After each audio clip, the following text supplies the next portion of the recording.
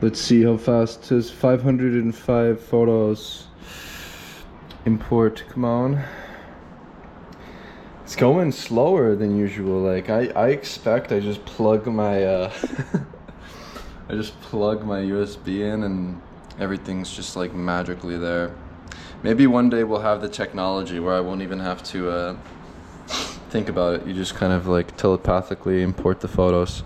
But yeah, it's really quick to import when you shoot with a small JPEG file.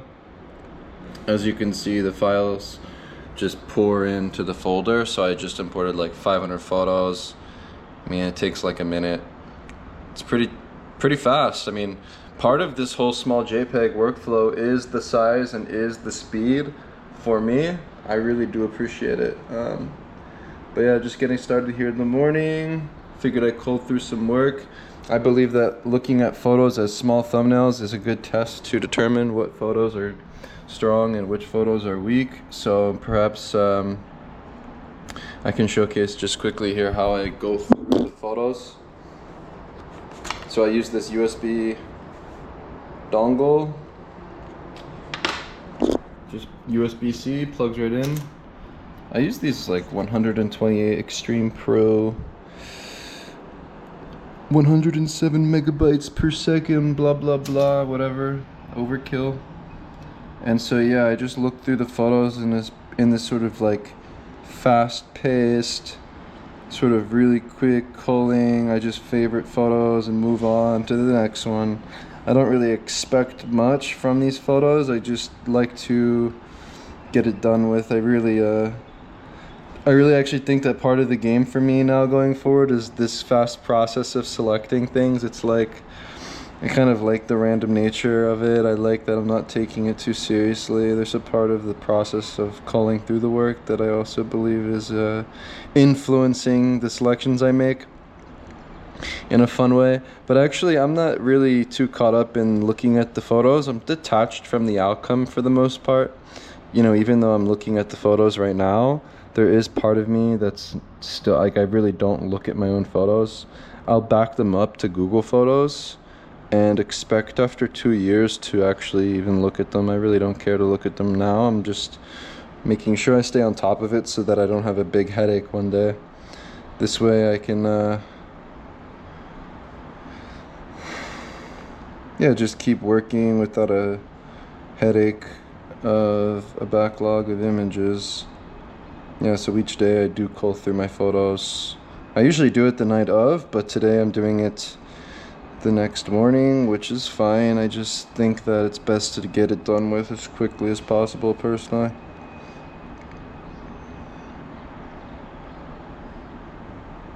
I think one thing to recognize is it's really not normal for you to like come home with something every day. I think embracing failure is critical when you practice street photography. Yeah, it's actually really important to recognize that you're going to be failing most of the time, but that's a part of the process, and I think that you really should love the process itself. Like, you must fall in love with the process of just going out into the world, seeing what's possible each day. This is cool.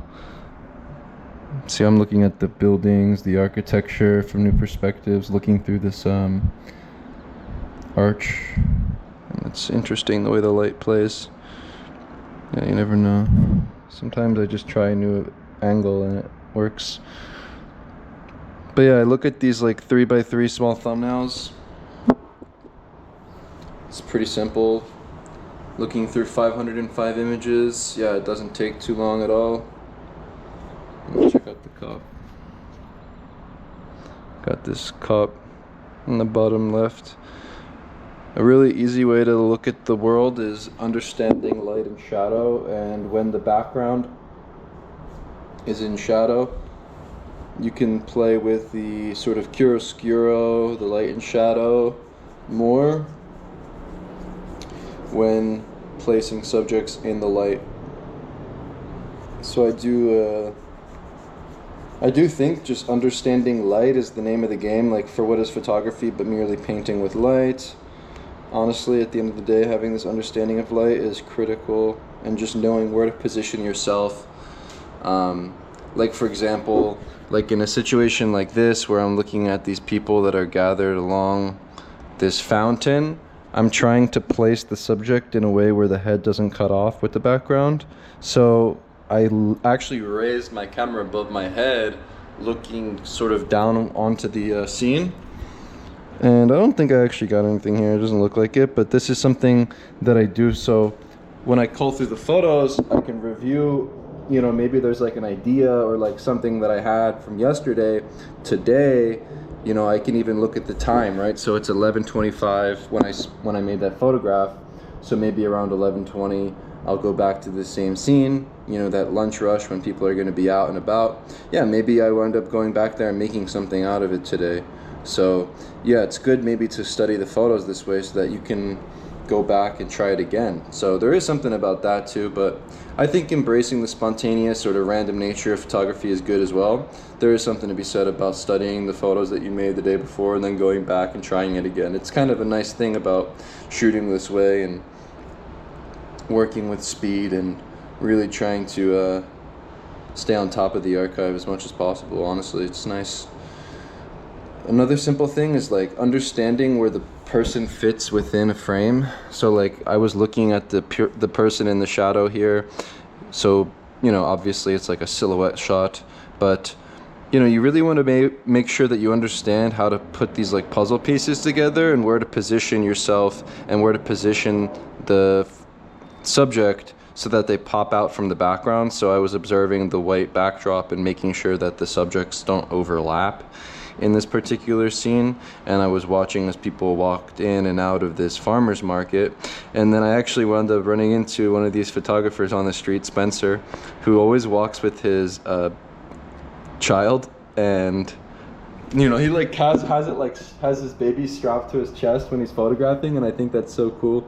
And yeah, sometimes I'll start chatting with him, and I think as we were chatting, I wound up filling him into the composition. So let's see if I got something here. I think I actually might have.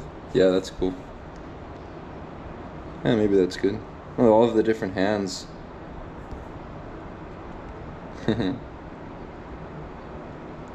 Yeah, I mean, you never know. It's like, I think interacting with people, even if it's another photographer, right? It's like, it's all fair game to me. It's kind of funny. It's like, this actually may be the photograph that is most strong from this scene. I actually kind of think this one's intriguing. Who knows? He's covering the face of the kid, and then you have the silhouette and the right-hand side, you know? It's like, yeah, I mean, it's all candid. It's just a matter of you being close to life itself, I think.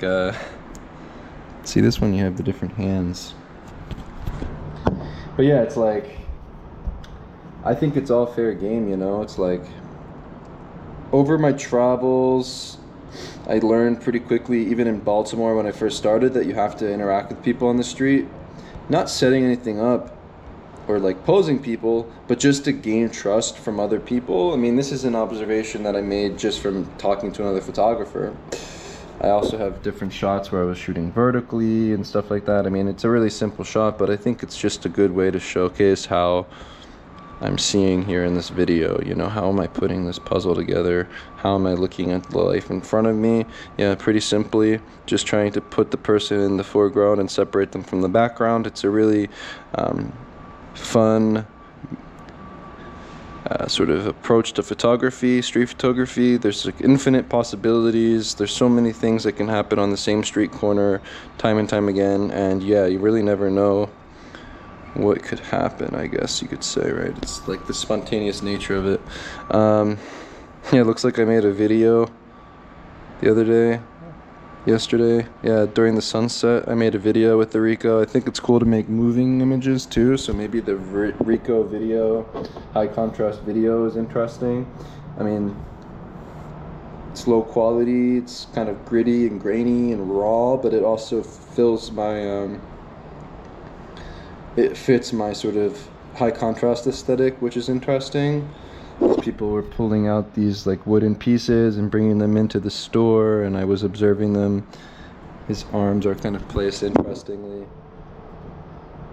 Nothing crazy, nothing amazing, but it's just a simple observation that I make while I'm walking on the street.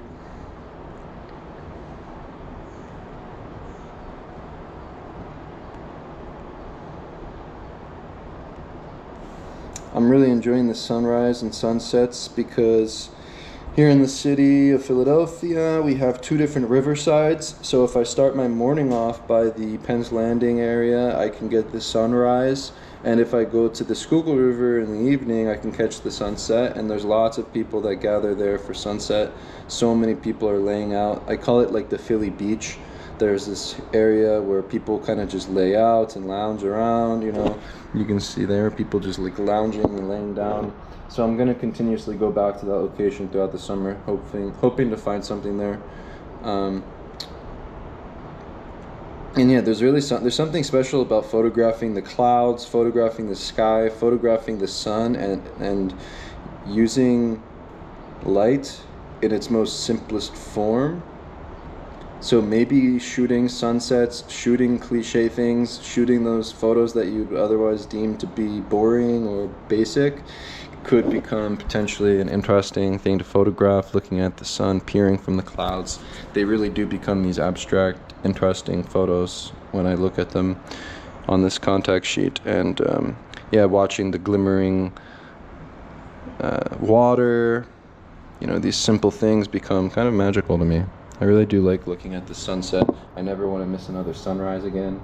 It's going to be rising just right now. I can see the light is starting to come out in this morning, so I'm going to be out there soon enough. I like to go out there and catch the early morning sun. Maybe I'll go on a walk on the street and make some photos there. Yeah, I just like to get through these photos before I start the next day. I think it's important to stay on top of the archive. But yeah, looks like I went through the shots. So what I do is, after I favorite through these 500 selections, I drag them over to an April 2024 selections folder, and I make quick selections just to see what I'm working with, look at the differences between the two photos, make quick selections, not take it too seriously, just pulling over some sort of selection here. It's not really that big of a deal, just making selections. Let's see, which one of these do I like? I'll pull over these two and we'll decide later. I do think one of those are the one. These are a little bit too basic with just a single subject like that. I always like to add layers and depth to my photos, sometimes stripping down to these more minimalist compositions using my new process, which is interesting. Trying to see the world in its multifaceted ways. It doesn't have to be like this linear way of looking at the world. I think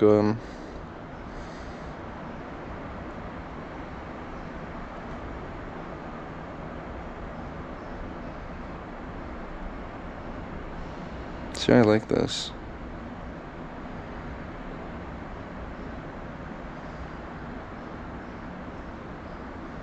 And this one.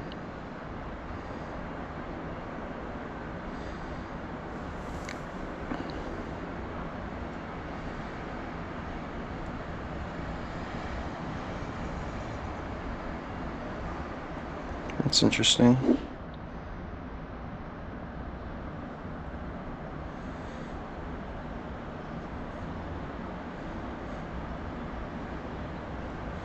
And the first photo I made of the day was of some original Philly trash, baby.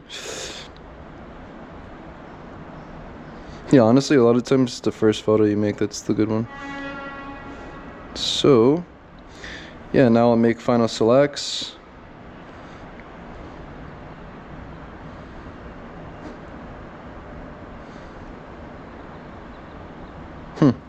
Yeah, I'll just go boom, boom, boom, boom. I usually just use the thumbnails and I drag them into a 2024 folder. Now I'll determine, is the face hidden or... definitely this one. The hands are just weird. There's 3 hands and then a hand in the background that adds layers and depth to the photo. This one has an interesting mystery to it, but this one is better. I don't know. The hands, the gesture maybe makes it, yeah. So you gotta look at the contact sheet to make the selections fast. And then when you have these like selections, you can then look at them full screen and decide for yourself, oh, you know, this one's good, this one's not, blah, blah, blah. Pretty simple stuff. I try to get this done in like 15 minutes. Hopefully I'm done soon. Just a couple more shots to drag over. See this one? I'm just gonna pull it over just because it's just like the selections, they're nothing final, you know what I mean? Like all of these selections are just for me to look back on in a year from now, and like I don't take it seriously at all.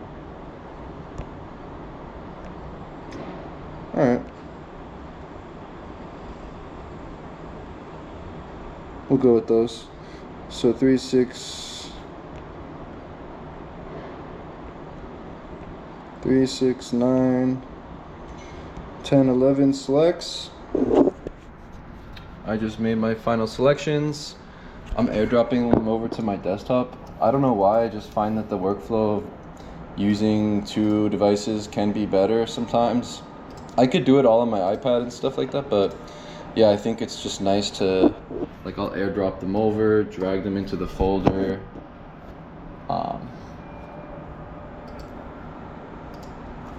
And then I'm gonna put them in my media library on my website blog and then publish them and move on. But yeah, I think using Google Photos is great because you can share the link and anybody can access it. So I actually have my full folder of my experiments from the past year and a half available on my Start Here page, I believe, on the blog. But yeah, just like that, I just backed them all up. They're all available now for you to look at full screen. And yeah, you can just look at the Google Photos drive if you'd like and download the shots and look at them, whatever. It's kind of just all free range. Okay, I'm gonna be eating the shabu shabu tonight. I kind of alternate between shabu shabu, Wagyu ground beef, lamb leg, New York strips ribeyes. This is a chuck pot roast. This is kind of good stuff to throw in the Instant Pot. So yeah, I have an espresso.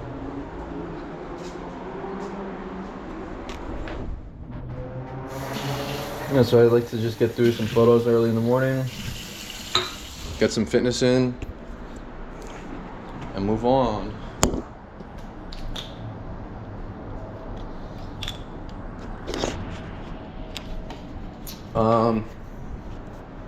Other fun things I like to do is I like to go into this ZenBrush app and I like to make these calligraphy drawings.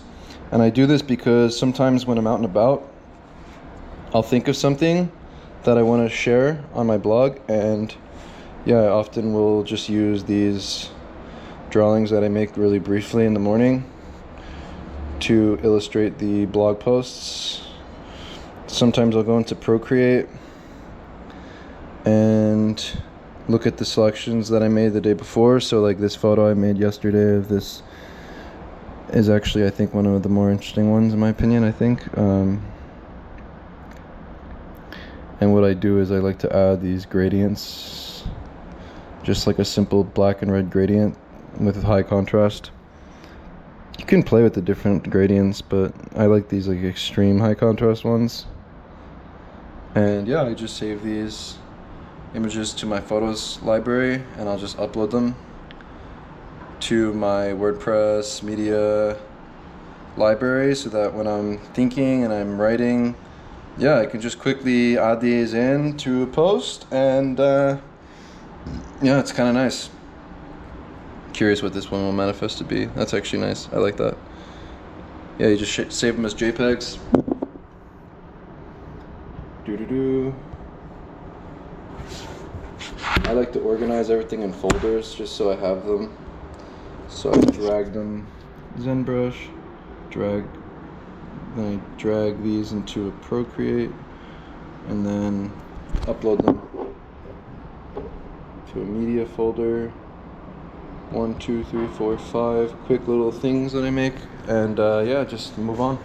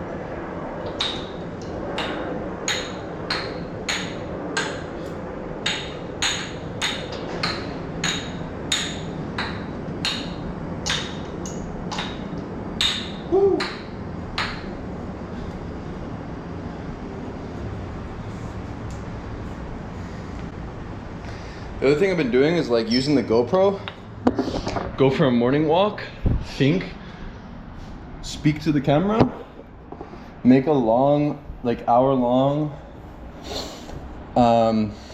video podcast, whatever you want to call it, just vlogging on the street. And then after I sort of just let out a bunch of thoughts to the camera, what I do is, so I've been using this, let's see, what is it? IA Writer. See this app? I have it on my iPhone, iPad, and then I also have it on my Mac. I've been using it. I'm gonna experiment with this. I'm trying to like learn all these commands. You can use like plain text or HTML, whatever this shit is, Markdown. I don't know what these things are called, but I like have all these different things that I've wrote down, linked. So this is like my start here page on my website. But I've also been using it where I just speak. After I finish speaking to the GoPro, I will speak directly to the IA Writer or the Notes app on my phone and just write using the voice dictation. And it's honestly, it's just good practice. It's like I want to become a writer, photographer, start reading, like doing everything, and just like see where my thoughts lead me.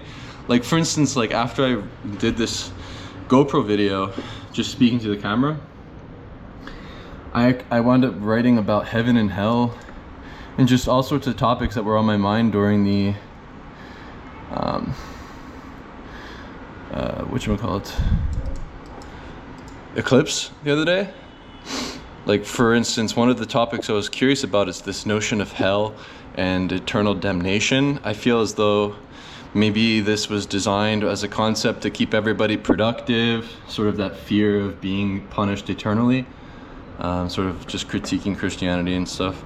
But yeah, it wound up being a 22-page essay. Like the other day I wrote a 22-page essay, and it's like I kind of want to get into this habit of like, you know, only doing it when I feel inspired to do it. But maybe it's good to just like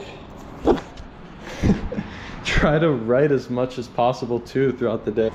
Like I think the next thing I want to make is a PDF that showcases like all of my thoughts about photography or something like that.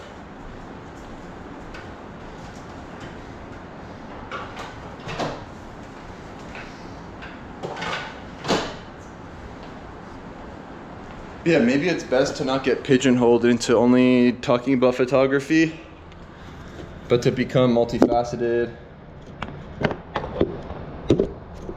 and free spirits, critical thinkers.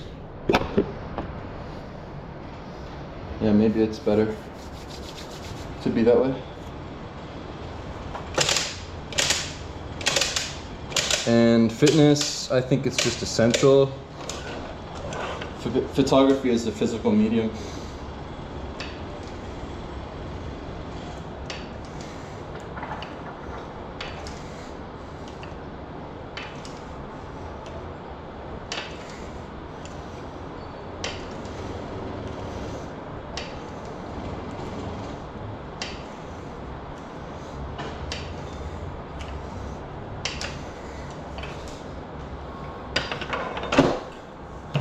I don't think you have to do that much in the gym either. I just knock shit out in 15 minutes, similarly to how I cull through my photos.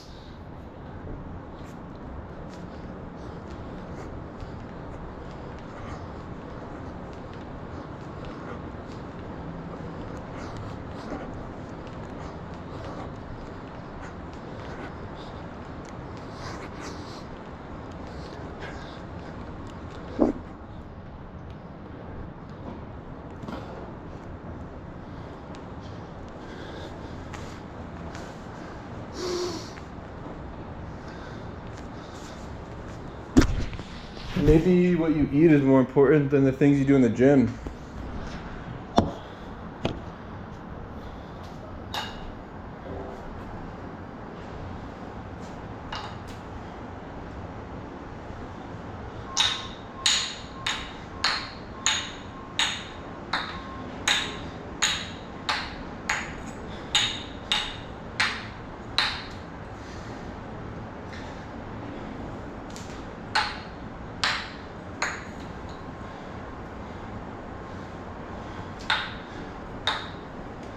Trying to start off on this small spike,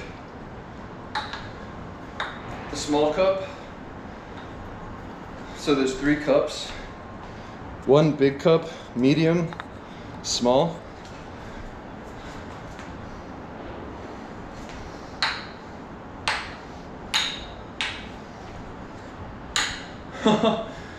You gotta be an airbender.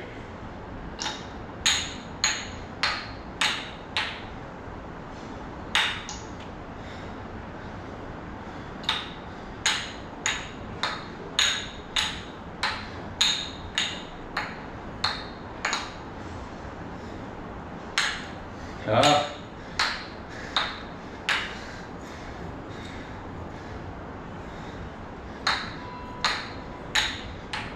Woo!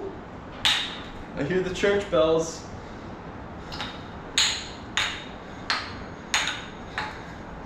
It's time to go outside.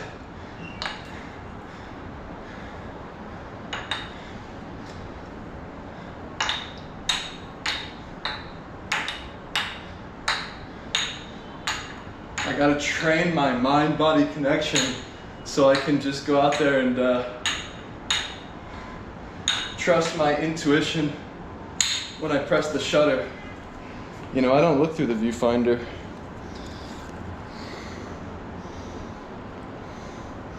You look through the viewfinder? What is this, 1996? I was born then.